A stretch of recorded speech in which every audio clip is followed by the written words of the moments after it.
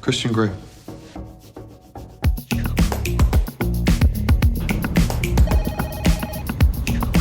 Bruce Wayne. Whoa! We got it. The company went public a week ago. And I bought most of the shares. Well, get in for Christ's sakes. Hello everyone, and welcome to our February video essay here at The Financial Diet. And if you've noticed that I'm in a slightly different setting than usual, it is because I am still in France after the holidays, but talking about oligarchy does not stop just because I'm traveling. So let's talk about it. Because this month we want to explore the question of not just why America is in our current, some might say, oligarchical situation, and yes, we will break down everything about what that means very shortly, but why we're so okay with it, why Americans have such a unique relationship to both the wealthy themselves and to low-key being ruled by them. Because as we saw in our opening montage, Americans have a very unique, deep, and storied history with wealth as a concept. So much so, especially when it comes to things like our pop culture exports, that for many people around the world, America is still fairly synonymous with rich, or at least with the opportunity to become rich. And yet when we look at the stats, not only are most Americans pretty far from wealthy, we actually have a fairly different relationship with class consciousness than many of our other Western neighbors. For example, as I mentioned, I'm here in France, and unlike the country of France, America has never really had a sustained class uprising in the way that, for example, France did. In fact, while many countries throughout the world have had a historically fairly hostile relationship with things like aristocracy and monarchy and the rich in general, Americans have had a historically much less hostile relationship with those classes of society. And there can be many reasons for this, which we will unpack. But it's maybe perhaps in part because we're a relatively young country, without those noble families that can track their lineage for thousands of years. And because our country was founded in many ways in opposition to monarchic rule, the idea of the self-made man, or of this more democratic or meritocratic approach to wealth, is kind of integral to America's founding myth. Quote, Californian photojournalist Lauren Greenfield has been documenting the American dream in all its permutations for the last 25 years or so. With a workaholic's obsession, she has become fascinated by wealth and fame and what she calls the influence of affluence, how people try to ape the way the rich live. Her work documents people mimicking the way the rich live, from gilded wardrobes to over-the-top sweet 16s to going into debt for plastic surgeries. And her archive of over 500,000 photos has now been condensed into 600 images in Generation Wealth, a 7-pound coffee table book bound seductively in gold silk and retailing at a hefty $75. And as Greenfield dryly notes in her introduction, we now live in a society where our highest public servant is a real estate developer and reality TV star who lives in a penthouse on the 66th floor emblazoned with his name and decorated in a Louis XIV style with ceilings painted in 24-karat gold, marble walls, and Corinthian columns. Now here's a fun fact, both that quote and that book are from 2017, when Trump first became president. And I'll let you guess what happened since. Our obsession with wealth has not changed. Because even amongst today's young people, according to a Credit Karma study, quote, nearly half of Gen Z and millennials admit that they are obsessed with the idea of being rich. A massive 95% of respondents who experience money dysmorphia say it negatively impacts their finances, like holding them back from building savings or buying a home, or leading them to overspend and take on debt. To hear more about the distinctly American obsession with the rich and how we're currently in a second Gilded Age, we once again spoke with Georgia K. White, a labor historian and PhD candidate at Brown. The obsession with the rich historically has always been a part of sort of like the fabric of America. If we go back as far as like the colonies and think about the interests that drove people to migrate to the US, obviously back then it would have been the American colonies, but what we see is that people are moving largely based on economic interests. Yeah, there's other things. It's not solely economic interests. You do have like interest in religious freedom, all of those things. But I do think the economic part usually gets downplayed. And that sort of like sets the foundation for how we think about wealth, how we think about basic things such as property, prosperity. And so I would say it goes far, far, far back from like the first permanent colony, where you're seeing that people are largely driven by colonial interests. They're trying to gain wealth. wealth, they're trying to build up their families so that they can go back. Like, it's the same immigrant story, but now that it's like different in the modern day because it's been so racialized. But that's always been a part of the American story, is seeking some sort of like financial interest. And I think that has just been exacerbated over time. Now, this isn't to say that just because we do have this wealth obsession and we haven't historically had the same levels of opposition to the ruling classes, that there has been no pushback. We'll talk about it later in the video, but especially at the turn of the 20th century, there were huge leaps forward in things like labor rights and social protections for the working and middle class that, although are completely insufficient today because a lot of them haven't been updated, if not been rolled back entirely, were still pretty revolutionary for the time. But it is worth noting that some of those biggest advancements in labor rights happened after what is commonly referred to as the Gilded Age.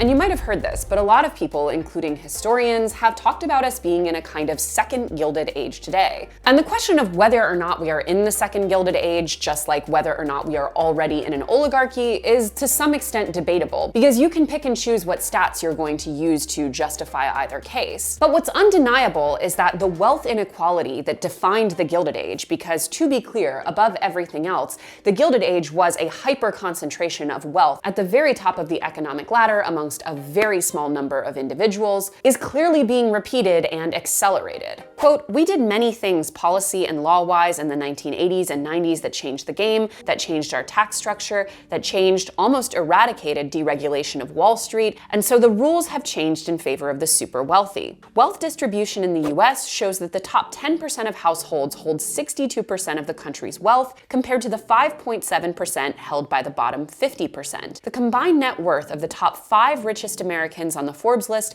has reached an astonishing $840 billion. Extreme luxury is returning, which is evident in the increasing number of mega mansions. Super yachts are also sailing worldwide, with some selling for hundreds of millions of dollars. Amongst them is the world's largest sailboat, owned by Amazon CEO Jeff Bezos. And at the same time, the wage gap is arguably wider than it's ever been. While CEOs have seen their income multiply by 1,000 in the last 45 years, the average worker has only seen a 24% pay increase, meaning that CEOs on average are making 300 times what the typical worker earns. For more insight into Americans waking up to the reality of wealth inequality and how the rich are influencing policy in their own favor, we spoke with David Sirota, founder and editor of The Lever. I think Americans have understood the downsides of wealth inequality for a very long time. I think poll after poll over actually many decades shows that Americans think the rich have too much political power, too much economic power, corporations have too much power. So I think Americans are fundamentally, in general, aware of this problem and see it as a problem. I do think, though, that after so many decades of the problem getting worse, there's a feeling of despondence, that there's nothing we can do about this problem, that this problem is just not even a problem, it's just reality. And I can't fault anybody for coming to that conclusion, considering what we've lived through over the last 30, 40, 50 years.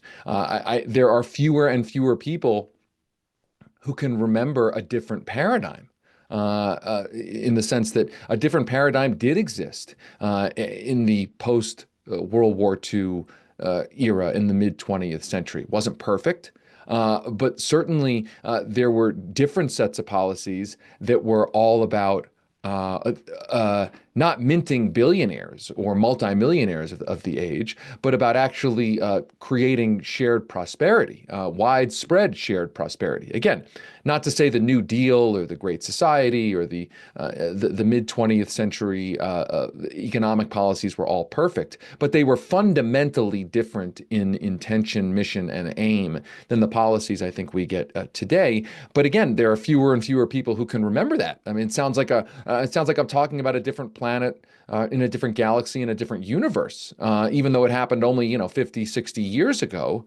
And I think the real problem is that after 30 or 40 years of things feeling like they're going in the opposite direction, where an oligarchy is being constructed, I think there's a danger that lots and lots of people are just despondently accepting this, or have come to just conclude that this is an immovable normal, a force of nature, rather than a situation that we're living through that was constructed by specific policies designed by specific people for specific goals, policies that actually could be changed with a different kind of politics. And this dissonance between what the super rich are doing and the effects that we all have to live with is increasingly being seen outside of just our paychecks. For example, the devastating wildfires that took place in the Los Angeles area in January, in part exacerbated by the effects of climate change, were somewhat unusual in that they heavily impacted some of the richest members of those communities. Generally speaking, the harshest impacts of climate change tend to impact the people who are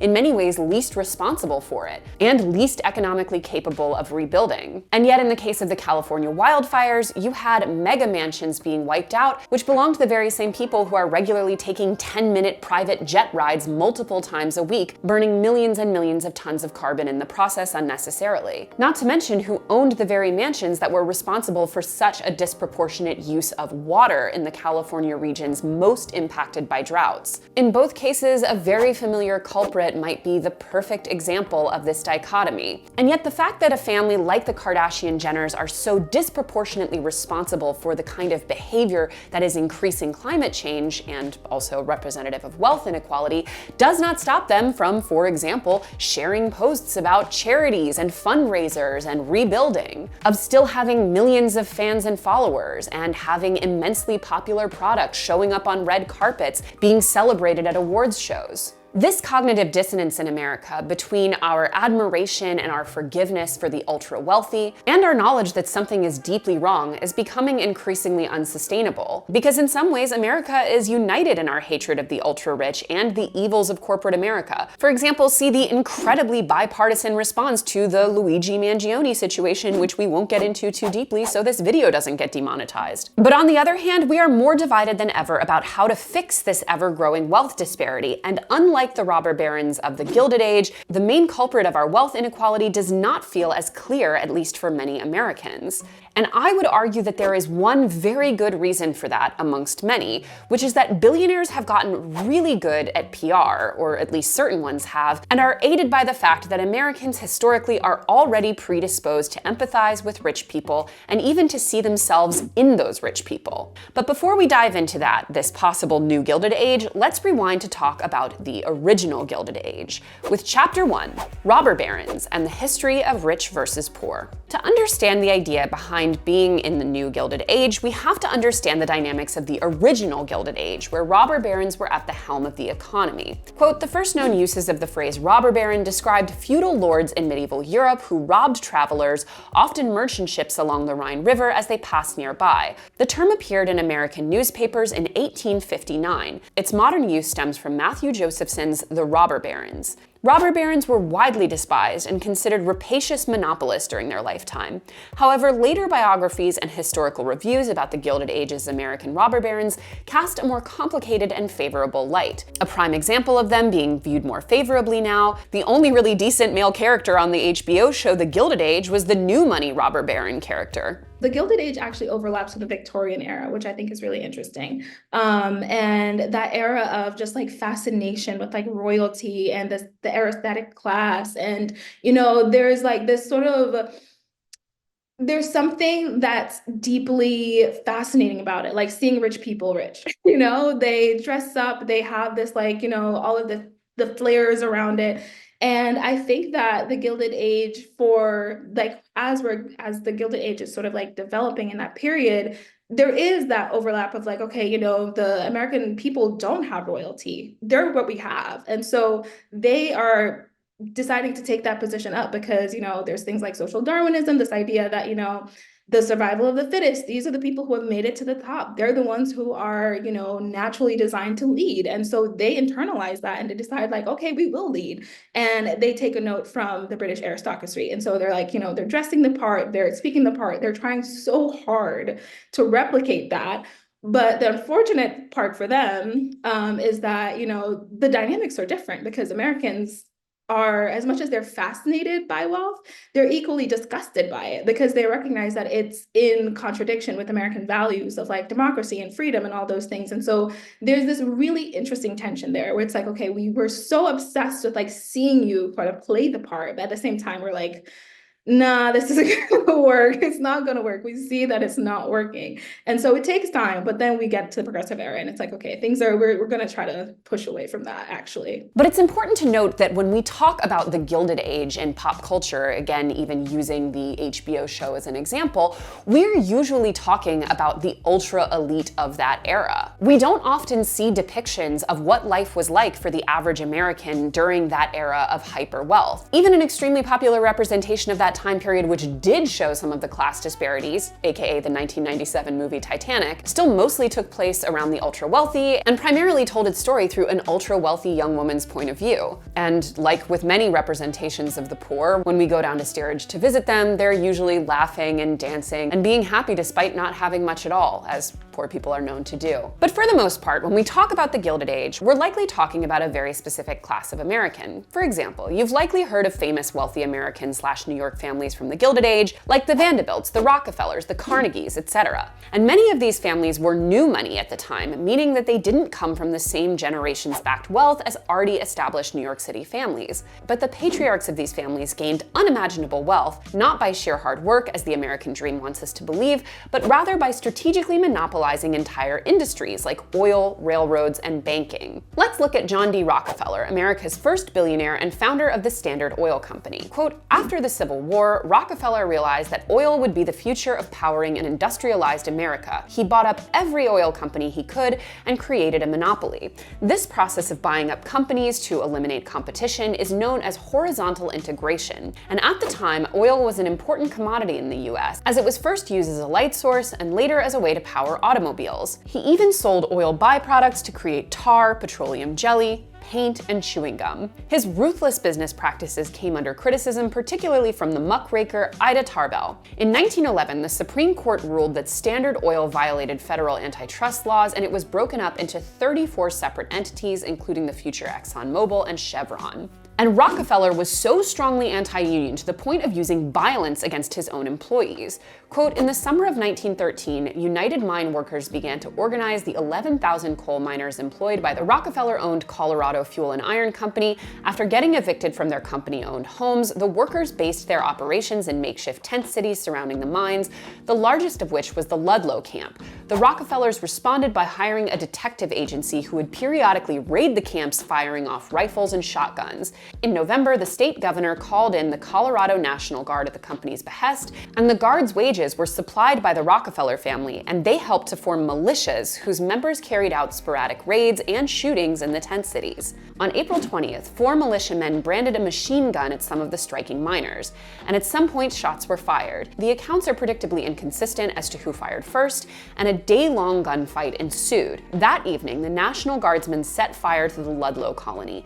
13 residents who tried to flee were shot and killed as the camp burned to the ground, and many more burned to death. Discovered amongst the ruins the following morning was a women's infirmary, where 4 women and 11 children had sought to escape the fighting by hiding in a cellar-like pit.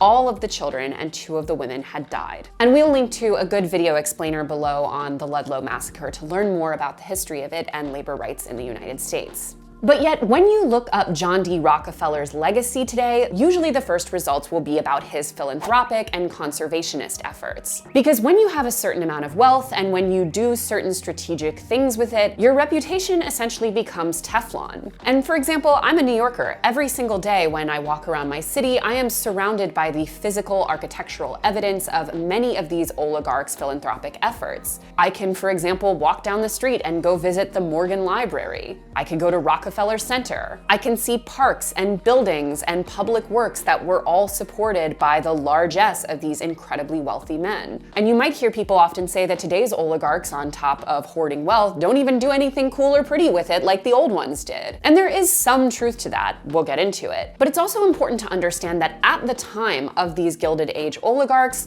things like public works, museums, parks, etc., those were the domain of PR. Those were the things that shaped public experience experience and opinion and outweighed all of the bad press of, for example, murdering some of your own employees. Today's PR spaces are very different, and the way information travels is also completely changed. So it's not surprising that our overlords today don't necessarily operate in the exact same way. But whether we're talking about the Gilded Age elite building museums, or today's billionaires buying newspapers and politicians, we have to understand that in both contexts, we are still working with a country that has an unusual and fundamental forgiveness toward the ultra-rich. The parallels are striking between now and the Gilded Age. It's actually kind of unsettling. But I think one of the biggest parallels that we see is just the ways in which sort of like ultra wealthy people have taken up space in the political sphere. And I mean, I guess you can always argue that to some extent, like capitalists have close connections with the government. Like the government, there is no capitalism without infrastructure. And so, but I think what's changed is the visibility. So in the Gilded Age, you see that, you know, you have these like ultra wealthy, like Carnegie, Vanderbilt, they're essentially like a proxy for a lot of the functions that the government should have, right? So they're employing people, but because they're employing people, they have so much power. They're setting the standard of living for people. They're deciding when people get certain protections and when they don't. And so you just see this like unparalleled power. And I do think that in this current moment, we're starting to see that kind of play out again, where you have just like, you know, American capitalist, wealthy businessmen who are setting the tone for what the people, supposedly setting the agenda for what the people want, even though that's not coming from the everyday people themselves. And so I think just having sort of like the ultra wealthy being like the, I guess, essentially the spokesperson for the normal person, which is a little bit unsettling.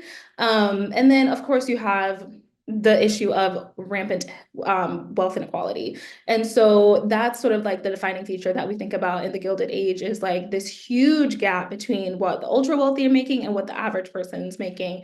And we have returned to that point where, you know, you have people who have still not recovered from sort of the financial ramifications of the pandemic. And then there's people who have increase their wealth like tenfold. And so you just have this huge dichotomy of like people who are like prospering in ways that we can't even fathom as a normal person, and then people who are struggling to make ends meet in this country that's incredibly wealthy and does have the means to provide a basic living for its citizens, but we don't have that. So you just see this like gap get further and further.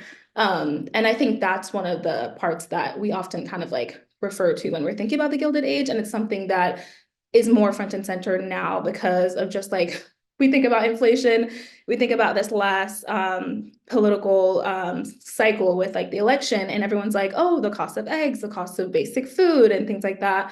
And that hasn't changed, and it's only getting worse for a lot of people. And so, yeah, it's just, it's concerning. Which brings us to chapter 2. Why do Americans love to simp for rich people? So you might have seen that on one of Joe Biden's final addresses as president, he warned of the possibility of a new oligarchy forming with the incoming Trump administration. Now, the idea that this is any kind of a risk with the new administration is a little bit laughable when you consider just how much we are already operating as a country at the whims of the ultra wealthy. And if you want to talk about raising stakes, the gasoline on the fire of our rich person takeover actually happened about 15 years ago with the Citizens United ruling. Quote, January 21st, 2025 marked 15 years since the Supreme Court's ruling in Citizens United versus Federal Election Commission, a controversial decision that reversed century-old campaign finance restrictions and enabled corporations and other outside groups to spend unlimited funds on elections. While wealthy donors, corporations, and special interest groups have long had outsized influence in elections, that sway has dramatically expanded since the Citizens United decision, with negative repercussions for American democracy and the fight against political corruption. With its decision, the Supreme Court overturned election spending restrictions that date back more than 100 years. Previously, the court had upheld certain spending restrictions, arguing that the government had a role in preventing corruption, but in Citizens United, a bare majority of the justices held that independent political spending did not present a substantive threat of corruption, provided it was not coordinated with a candidate's campaign. In our podcast series, Master Plan, we trace the the 50-year plot to essentially legalize corruption in the United States. And what we mean by that is the buying and selling of elections, the buying and selling of public policies, the buying and selling of court rulings. So in other words, money essentially took over our democracy, not accidentally, but through a series of policies that passed to essentially legalize the buying of all that stuff. And so as we went into the post-Watergate era, where campaign spending was allowed to flow at levels it hadn't necessarily flowed before, although again, it wasn't perfect before that. But into the modern era, in the post-Watergate era, the deregulation of the campaign finance system, I think, empowered the people who have lots of money to then grab even more political power in the electoral system. So that culminates obviously in the Citizens United ruling, which fundamentally equates corporate political speech with a First Amendment right to free expression, which unleashes all of the even more spending that's been going on and turns our elections into essentially auctions. And in the last election, we saw an oligarch not just in the background funding the election, but actually center stage, quite literally center stage. Elon Musk was literally on the Trump stage, and Donald Trump himself is an oligarch.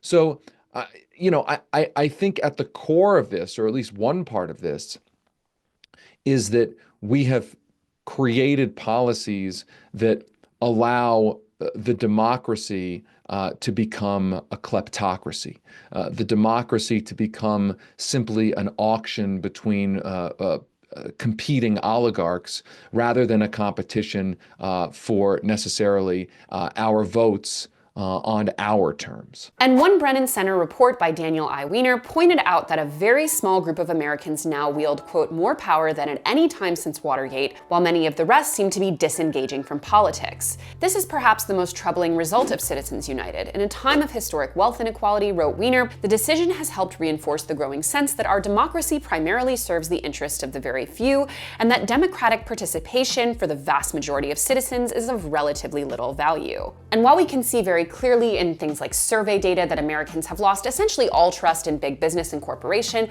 we still are wildly not that critical of the people who are actually responsible for running those corporations, or the people who benefit from their outsized influence. In fact, whether or not we distrust a particular billionaire's influence on things like policy or straight out buying elections in many cases seems more to depend on whether or not we agree or align with that billionaire politically than the fact that they should be allowed to do it at all. For example, notice the disparity between how certain groups of people will perceive the influence of, say, Elon Musk or George Soros, or Bill Gates versus Peter Thiel. In all cases, the amount of influence that these individuals are able to wield, both in the nonprofit space to their desired ends, as well as the actual policy positions they support, is clearly disproportionate to what any individual in a functioning democracy should be able to do. And yet, whether or not the average commenter is getting enraged about that on the internet usually just depends on whether or not they agree with their positions. And we're also seeing an increasingly bipartisan fealty to whoever happens to be in power. For example, it wasn't so long ago, it was literally about a month ago, that the entire TikTok debacle took place, where in a 4+ year battle through legal and legislative channels culminated in TikTok being forced to either sell or be banned in the United States, only for that ban to last about 12 hours, with an explicit thank you message from TikTok CEO to incoming President Trump, despite the fact that it was Trump who called for the TikTok ban in the first place back in 2020. Trump's inauguration was a veritable who's who of tech overlords, and essentially everyone from Elon Musk to Mark Zuckerberg was seen in one way or another bending the knee and or contributing sizable funds to the incoming presidency. Now, you could say in the most charitable interpretation that this is just what a good CEO would do, right? They have to make sure that their shareholder interests are aligned with the interests of the incoming administration and that they will be treated favorably as a result. But it is a pretty blatant and naked display of what oligarchy looks like in practice. There's a dollar amount on presidential influence, and it's up for any buyer who wants to put up the funds. Even the fact that Trump himself is once again president, despite by many metrics not being qualified, is a pretty good representation of the uniquely American mentality of a businessman being president, of running the country like a business, something we've heard countless times in elections that didn't even involve Trump. We might say we don't like wealthy businessmen, but we certainly do defer to them running our political system both directly and indirectly. There's been a massive increase in not just generally in spending in elections, but a massive increase in dark money spending. So spending by groups that don't even have to tell us who is actually spending. Now, the laws can be changed to require at least more disclosure. The laws can be changed to publicly finance elections, to give people at least some way to run for office in a way where they don't have to rely on either outside dark money groups to effectively bankroll their campaign or giant campaign contributions. But under the current paradigm, if you're running for office for really any kind of election at this point, you need resources. So the elections are going to be a competition for resources, not just for votes. And in that competition for resources, you're typically having to rely on a relatively small handful of big donors. And those big donors are typically not altruists. They don't just give money out of the goodness of their own heart. They give money with strings attached, the expectation of legislative favors. And until you break that situation and that system and give people a way to run for office where they don't have to rely on money that comes with strings attached, you're just going to keep getting roughly the same system that you have.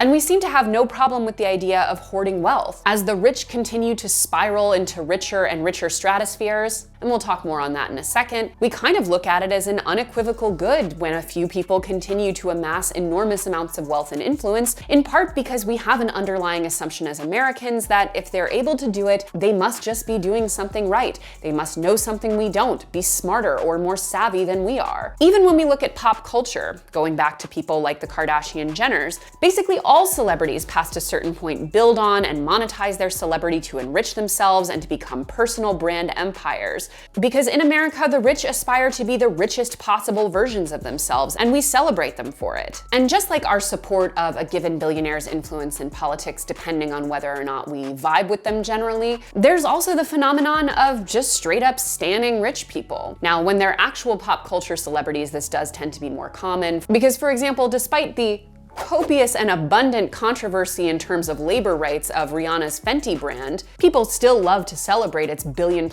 success, mostly depending on whether or not you're already a fan. And with increasing wealth inequality, you might imagine that there would be increasing class consciousness, but as we mentioned in the intro, Americans do have an unusual tendency to idolize the wealthiest among them. In fact, we literally tend to think that they're smarter and better than us. According to one Pew Research study, 43% of Americans believe that the rich are likely to be more intelligent than the average person, and 42% believe that they're more likely to be hardworking. And the overwhelming majority of self-described middle and lower class Americans say that they admire people who get rich by working hard, 92% and 84% respectively. It's also probably worth noting that Republicans and Democrats have pretty notably different views of the rich, with, for example, Democrats generally believing they are more greedy, while Republicans believe they are more hardworking and more intelligent and more honest. But the data very clearly shows that even if you are drastically closer to, say, a homeless person than you are to a billionaire, the average American is more likely to empathize with and identify with that incredibly rich person. And the billionaires themselves who have this outsized influence, which has only grown in the wake of Citizens United, has gone so far as to have them become their own micro-celebrities. You can't look at stuff like this, or this, or this, and tell me that these men don't aspire to be pop culture phenomena in and of themselves. That gold chain on Mark Zuckerberg is a choice. Which brings us to chapter 3, our incredibly lame new robber barons. Now, depending on the circles you're running in, it is increasingly common to share disdain for billionaires who are clearly only acting in their own interest. The aforementioned Zuckerberg and Musk certainly still hold a lot of power, but they're hardly America's sweethearts. But if you ever drop into casual or mixed conversation that there are no good billionaires, there's a solid chance that you'll hear this kind of response. But what about Bill Gates? Or to a lesser extent, what about Warren Buffett? There's this idea that certain billionaires, those who donate money in times of crisis, who call themselves philanthropists, who campaign for Democrats, who give perfectly media-trained woke answers in interviews, are better or more ethical than others. We saw it back in the original Gilded Age, and we see it again now. How a given billionaire positions themselves in terms of philanthropy or having the right left-leaning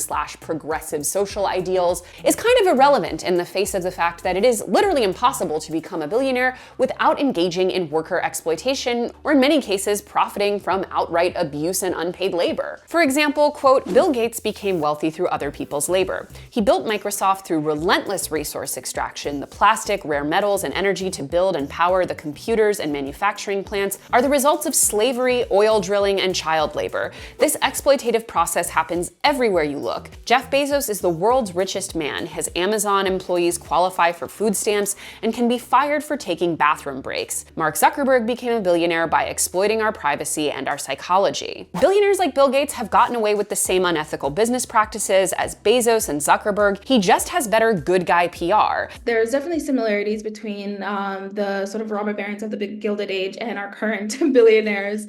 Largely, the biggest one I would say is a really astute understanding of PR, like understanding that your positionality as a rich person, like, let's be honest, there's more working class people, there's more poor people than there are billionaires. And so they understand that. They understand that in a large way, they are very much outnumbered, and that it's in their best interest for the public to either favor them, sympathize with them, or be indifferent to them.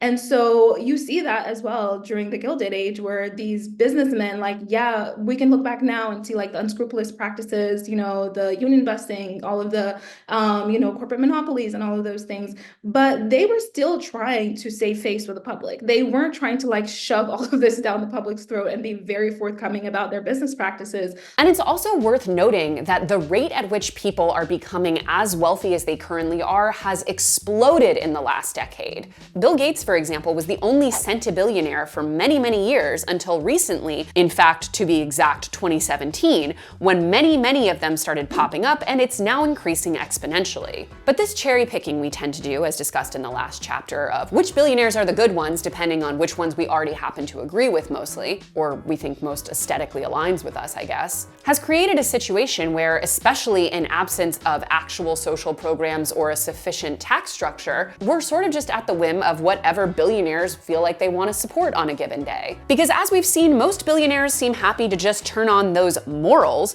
whenever they feel like it's in their interest. Take Jeff Bezos, for example. Back in 2016, he spoke out against then presidential nominee Donald Trump. Quote, speaking at a Vanity Fair summit in October that year, Bezos said that Trump's campaign tactics threatened the country's commitment to freedom of speech and showed his inability to be scrutinized, something that Bezos said was crucial for those running the country's highest office. But then this year, he blocked the Washington Post, a newspaper he owns, from publishing an endorsement of Kamala Harris, and literally the day that I am filming this video, he is set to appear on stage at Trump's second inauguration alongside his fellow incel idols Mark Zuckerberg and Elon Musk, both of whom have also done a 180 on their public opinion of Trump since 2016.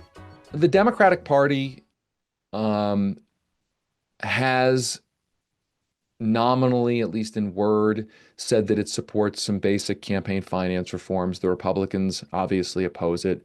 The Republicans are the winners of a big money system. But then again, so are the Democrats. I mean, the Democrats who are in office are, in a sense, some of the winners of the current system. So they have a disincentive to actually change things. That said, there is both left and right opposition to the Citizens United paradigm. You've seen conservative and some conservatives and progressive groups advocating out there for overturning Citizens United by the constitutional amendment. There have been public financing systems passed in certain parts of the country.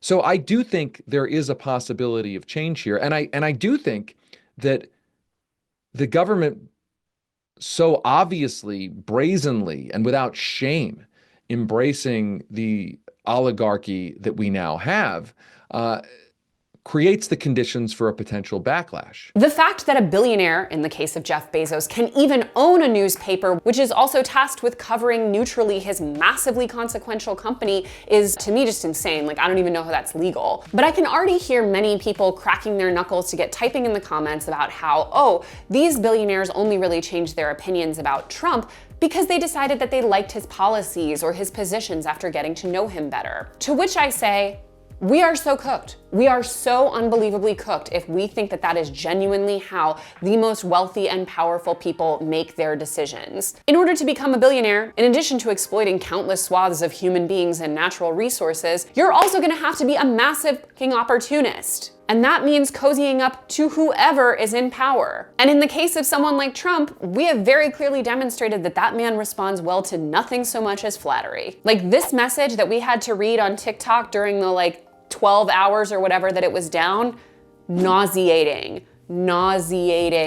At least back in I don't know, 17th century France when people were having to come and literally bend the physical knee to the king. At least they were wearing cute outfits. At least those were really, really beautiful castles that were nice to look at, I guess. We got tapestries out of it, Baroque paintings. What are we getting out of this? And if we're gonna talk about billionaires presenting themselves a certain way, but doing exactly what they want to regardless, we have to talk about their impact on climate change. As we mentioned at the intro of this video, the California wildfires were a pretty interesting example of how self-serving the wealthiest among us can be by contributing to a problem and then brand building off of its solution. But the Kardashian-Jenners are far from the first ultra-rich people to engage in that kind of behavior. When we look at the increasingly warming planet and recent horrible natural disasters, we often talk about the impact of human-Earth interaction on climate change as if we're all equally guilty of the consequences. But overall, we can put much more of the blame on the carbon emissions of an extremely wealthy few and the companies that they run. For example, a suburban American two-car family has nothing on a billionaire who flies private, who lives on an estate that uses an extreme amount of water in drought zones, who owns a fracking empire, etc.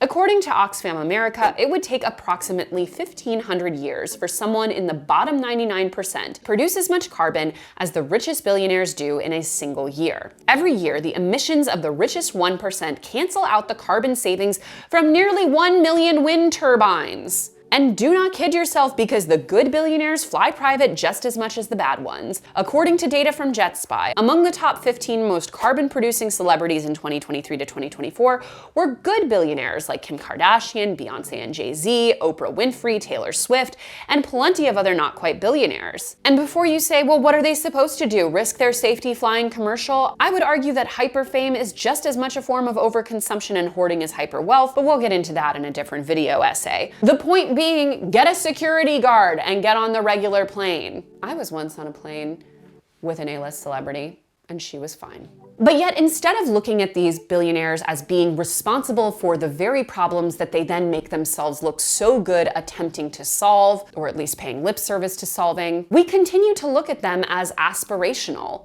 better than us, or at the very least, not the real problem, which is really shameful when you consider Chapter 4, the dark side of philanthropy. Not to harp on Bill Gates so much, but I'm gonna do it anyway, because his good rich guy PR is so emblematic of the current cognitive dissonance we see amongst average Americans.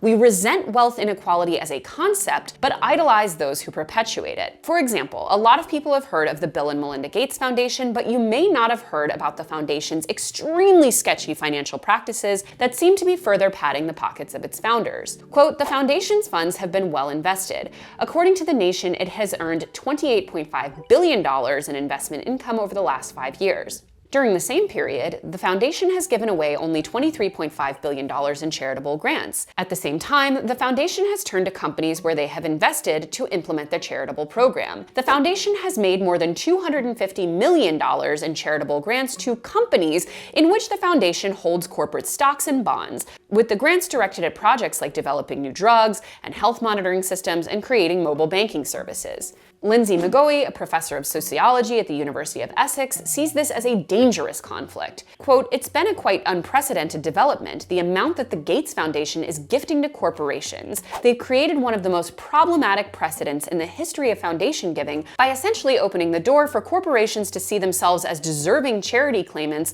at a time when corporate profits are at an all-time high." Now, this is not to say that there can never be good outcomes from charitable giving or even from, in other ways, completely self-serving celebrity foundations, but it does go to show just how much the appearance and social image of philanthropy can obscure all kinds of other sins. And in America, for example, you don't have to look much further than the Sackler family to see just how horrific this can become. Because this very strategic philanthropic PR strategy was the exact strategy of the Sackler family, aka the literal demons who are responsible for the FDA approval and subsequent overprescription of OxyContin and arguably our current opioid epidemic. For decades, the Sackler family strategically gave huge donations to the Smithsonian, they financed wings of the Met, and they've taken the honestly smart PR approach of having their name associated with as many altruistic endeavors as possible and rarely with their actual professional work. And this is still going on, by the way, even though fewer institutions are admitting to it. Now, there have been a spate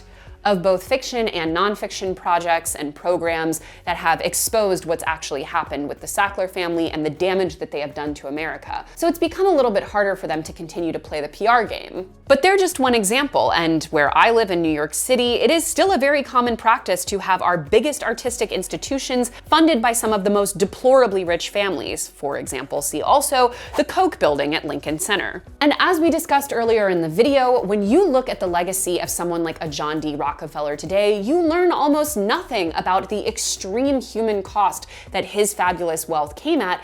You learn about how much of a philanthropic, nice guy he was. Particularly if our relationship to class consciousness in America doesn't radically improve, the chances that one day the Sackler family might have the same historical reputation are not zero. I think people are people, so I don't think you can say that certain people are necessarily good human beings or bad human beings based on their net worth. What I can say is that I do think the idea that the proliferation of billionaires is a policy failure in a country where so many millions and millions of people are struggling to survive. We certainly have a government whose policies have manufactured relatively large amounts of billionaires compared to previous eras. But at the same time, those policies have manufactured economic conditions that are terrible for millions and millions of people. So I do not believe that billionaires are going to be the savior of this country. I do not believe billionaires or so-called good billionaires are going to be the solution to our problems. I think the existence of so many billionaires and policies that are designed to fortify and expand their wealth is the central root of the economic and really political and democracy problem in the United States. But speaking of our relationship to class consciousness, I want to end with chapter 5. Let's get some class consciousness going in the chat. Now, we've talked a lot about how billionaires are able to both hide behind good PR and exploit our already American tendency to just kind of think that they're cool.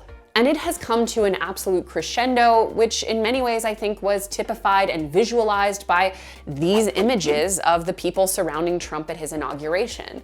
But it is not to say that all is lost, because when we look back at the original Gilded Age, although America has never had a true class revolution in the way that some other countries have, many of our biggest gains in labor and economic rights happened in the wake of that extreme wealth inequality. And right now, workers' rights are again at the forefront of our cultural conversation, just like at the end of that Gilded Age. Because for so many, it feels like right now, economically, things couldn't get worse, which is of course not true. Things can almost always be worse. But in many ways, it does feel like we're at a tipping point. Some folks are going to say, well, if my team is winning, I don't care if it's an oligarchy. If my oligarchs are winning, that's good. And look, you saw that, by the way, that's not just a Republican thing, that's a Democratic thing. To my mind, when you look at the Obama administration that came in promising massive change after the financial crisis, that's how that President Obama got elected. And then the oligarchy surrounding him, in my view, converted his administration, took hope and change and turned it into more of the same. Bailouts for bankers while people got thrown out of their homes. I think that's fundamentally in part why we are at this moment right now, that if you raise people's expectations for change and then you sell out to the oligarchs, you're going to create a massive backlash. And I think we're still living through that. But I guess my point is that even back then, you had a Democrat saying, well, look, essentially it's our oligarchy that's in power, so things are fine. And now you've got the Republican oligarchy that's essentially in control. And I'm sure there are a lot of Republicans out there saying, well, yeah, oligarchy's bad, but our oligarchs are winning. They're giving us right now some of the policies that we like. I think, though, most people, not hyper political junkies, are like, hey, maybe all of this is not so great. Maybe all of this is the fundamental problem. And so I still have hope that what comes out of that realization, that all of this is a long and slow process of public education, that what comes out of this is not just demoralization. I think that's going to be the first phase. People are demoralized, they're upset. But then what comes out of that is action, real action to really re-engage. I mean, maybe I'm a hopeless optimist, but I do think we are entering a really chaotic time, and with every chaotic crisis, there are opportunities. And so I think there are real opportunities to take the discontent right now and turn it into something positive. Americans are no longer being swayed by political lip service from parties that have proven that they will do less than the bare minimum to actually follow through. And this is arguably why Trumpism has been so able to sink its talons into so many Americans. He and his cronies do not sound like respectable Republican Party members that came before them. They've been able to rise on a faux populism that tapped into a strong working class sentiment, because clearly the appetite for a more working class driven politic is there. It's just a question of directing that energy toward real class politics rather than getting roped into culture wars that distract from the actual issues and create unfair scapegoats out of the most vulnerable. Because let's be clear, while these culture war issues have been providing red meat to the internet comment section for well past the last 10 years, for the most part, Americans are still largely driven by economic issues when it comes time to vote. And while Trump will pay lip service to things like inflation or cost of living, it's very clear when you look at the actual implemented results of his first presidential term, leaving completely aside the slumber party of billionaires he's constantly surrounded by, you can see that the actual benefits of his economic policy went straight to the top wealthiest Americans. So Americans are hungry for someone who actually responds to their economic crisis, and thus far have been satisfied with someone who's content to fake it. And let me be clear that that is a very dangerous precedent when you look historically. But we started seeing a rise in class consciousness during the first Trump presidency, and there are already signs that this will resurface again. See once again the bipartisan, overwhelming response to the United Healthcare CEO situation. But here's just a few points taken from an article in the middle of the first Trump admin. Quote, a Gallup poll taken in 2018 found that union approval was at 62%, the highest it had been in 15 years. Another red state, Missouri, surprised its pundits this summer when voters resoundingly defeated the state's right-to-work law. 2 out of 3 voters cast a no on the vote legislation, including 43% of Trump voters. Non-union voters rejected right to work by a 58 to 37% margin. Public support for workers' rights in Missouri was neither a fluke nor inevitable, but rather the result of years of campaigning by the labor movement. The union-backed No campaign this year knocked on 800,000 doors and had more than 1,000 worksite visits. We can also see in the Trump election across many red states, very economically and even socially progressive down-ballot measures and referendums and local elections, for which voter turnout turnout was hugely positive, even in states that still ended up going for Trump. And let's also think back to that Gilded Age. What happened after the god-awful event that was the Ludlow massacre? So even though it's hardly the first thing the public remembers about the Rockefellers, there were certainly public demonstrations against them after the massacre and the aftermath. Quote, after Ludlow, the Wild West era of company towns began to wane, and stricter labor laws began to appear on the books and were even enforced. Support for unions reached an all-time high in the 1930s, as described by James Surowiecki in a 2011 article. And as I mentioned briefly, the years after the terrible wealth inequality of the Gilded Age, which arguably led to the Great Depression, saw very positive policy changes on the other side, including antitrust laws that prevented monopolies from forming and subsequently controlling entire markets. These laws have been largely eroded over time, but we're also seeing a resurgence in the interest of antitrust movements. There was change after the Gilded Age because of just like, if you have an extreme, the pendulum always swings. So you have this extreme form of wealth inequality. It's basically being rubbed into everyday people's faces. You're seeing like these mansions, you're seeing these parties, and people are struggling to like get food. And so as we move into the progressive era, you have a lot of like people realizing like, hey, part of the reason why this is happening is because the government is letting this happen. So you see people really interested in sort of like using the political apparatus as a way to get enfranchisement. Because it's like, okay, we've tried our labor unions, we've tried putting up our, fighting with the capitalists.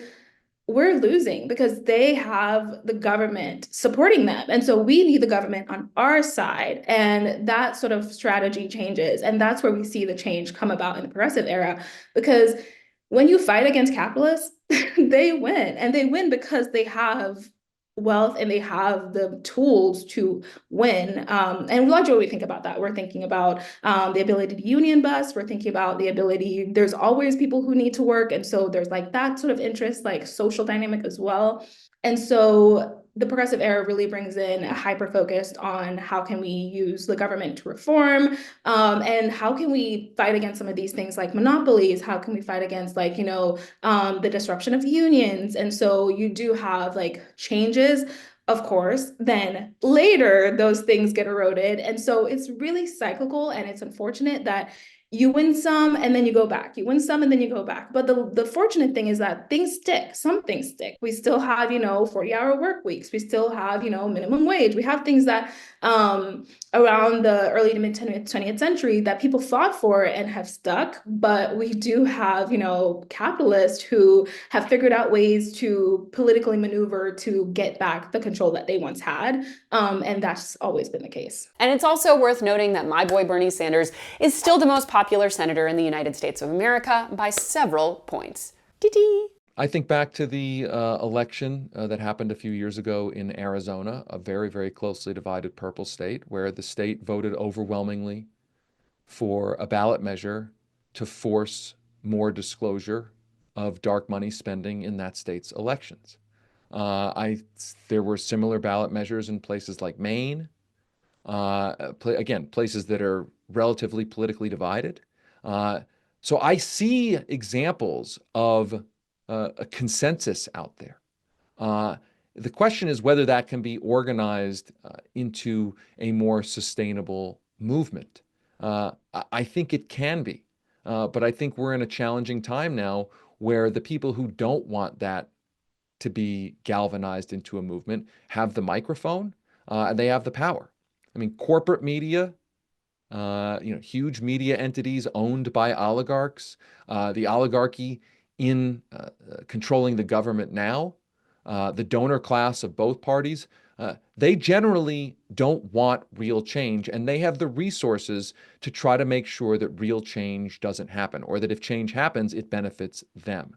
But clearly there's a gap out there between what the public wants and what the powers that be are delivering. And so that always provides the opportunity for something positive to come out of it. And so I think it's going to go in weird ways.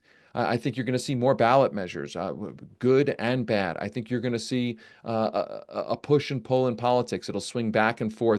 At the end of the day, Americans have a very complicated relationship with money, and specifically with the people who have almost all of it. Especially over the past 30 years, we have seen wealth inequality spiral to a chaotic level that is basically only precedented by the previous Gilded Age. And whether or not Biden wanted to warn us of oligarchy on his way out the door, we need to accept that for a very long time now, we have already allowed ourselves to be in a place where a very small number of ultra wealthy are able to control our destinies. And even those who aren't directly and intentionally influencing politics to their benefit are carelessly destroying the world around us by over-consuming resources and redirecting much needed wealth to their own personal enrichment.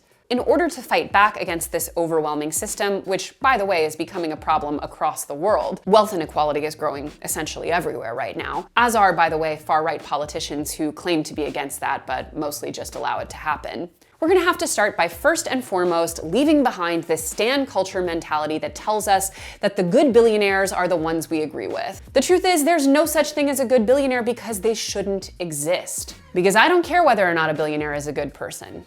I just care that we're taxing them. People are going to get so frustrated with the economic situation, with the social situation, with the ways that billionaires are positioned in this country. And you're going to see more of an interest in political lobbying. You're going to see more of an interest in activism because you do have, like, there's a certain point, there's a threshold, right? Because oftentimes, and if we go back to the Gilded Age, a lot of what happens is that the ultra wealthy, they seek power and they try to distract based on just like basic consumerism. During the Gilded Age, you have the rise of like department store culture, you have the rise of like amusements. And so people are equally having a really hard time surviving, but they're being like pushed to like, oh, like entertainment, distraction. And so I think there's only so much distraction until it's like, we gotta like actually just do something about this. And I think we're getting to that point because enough people have decided like, okay, you know what? We've seen this play before and something needs to change. If you really want to know the history of how big money took over our government, if you really want to know that story and know that it wasn't just a force of nature, please go listen to Master Plan, our podcast that tells that story. And by the way, it tells that story in a pretty fun way, a pretty enjoyable way. It's my view, but it's not boring. It's a pretty wild story. So please go do that. And if you want to try to stay informed on what's going on in a way that isn't going to overwhelm you, is going to respect your time, go subscribe to our newsletter, our daily newsletter at The Lever, at levernews.com. You get a once-a-day email that tries to give you a sense of what's going on and give you some sense of what can be done about it. But as always, guys, thanks for tuning in, and I will see you back here next month on our all-new video essay. Keep fighting the good fight.